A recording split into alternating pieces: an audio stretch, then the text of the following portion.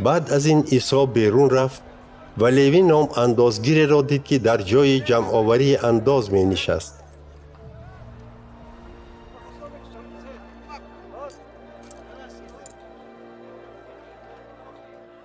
عیسی با وی گفت: از پس من بیا.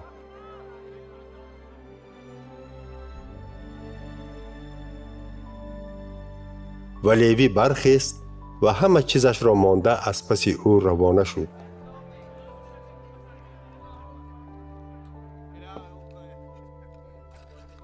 لیوی در خانه خود برای عیسی ضیافت کلان آراست.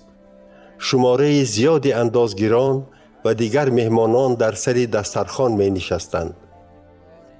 فریسیان و استادان شریعت به شاگردان عیسی شکایت کرده گفتند: چرا شما با اندازگیران و گناهکاران می خورید و می نوشید؟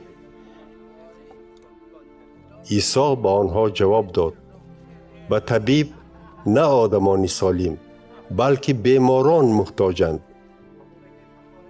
من هم برای آن آمدم که نه نیکوکاران بلکه گناهکاران را به توبه دعوت نمایم. آنها به عیسی گفتند: چرا شاگردان یحیای تعمید دهنده زود زود روزه می گیرند و دعا می خوانند؟ شاگردان فریسیان نیز چنین می کنند، ولی شاگردان تو می خورند و می نوشند.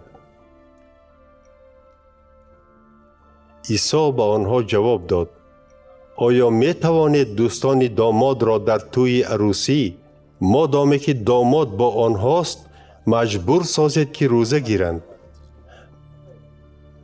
ولی وقتی می رسد که داماد از بینشان گرفته می شود و آنگاه آنها نیز روزه می گیرند.